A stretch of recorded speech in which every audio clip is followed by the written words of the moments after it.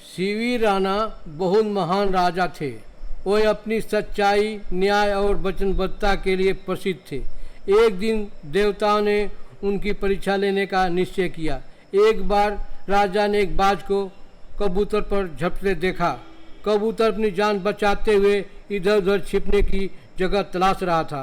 भागते हुए वह कबूतर आकर राजा की गोद में बैठ गया और कहने लगा, हे राजन, मेरी जान बचा लीजिए।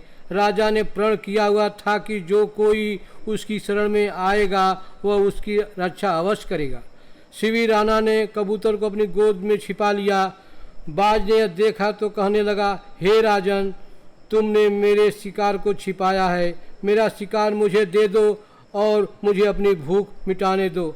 राजा कबूतर की जान तो बचाना चाहते थे, लेकिन बाज को भी उसके शिकार से वंचित नहीं करना चाहते थे। वह बाज को कबूतर के बराबर अपना मांस देने को तैयार हो गए। बाज राजा की दाहिनी जांघ से मांस लेने को इस शर्त पर तैयार हो गया कि जांघ काटते समय उसकी आंख से एक भी आंसू न गिरे। राजा ने सोचा कि उसका कुछ मांस कटने से उसकी जान तो नहीं जाएगी और कबूतर भी बच जाएगा। वह मान गया। कबूतर को तराजू के एक पलड़े पर रखा गया और राजा के मांस को दूसरे पलड़े पर।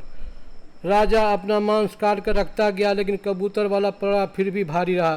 राजा मांस काट कर रखता रहा। पीड़ा के कारण उसकी बाईं आंख से एक आंसू झलक पड़ा। जब बाज ने उसे देखा तो राजा ने बहाना बना दिया कि उसकी बाईं आंख इसलिए उदास हो रही है क्योंकि उसकी बाईं जांघ से मांस नहीं काटा जा रहा है। राजा के यह कहते ही बाज और कबूतर दोनों अदृश्य हो गए।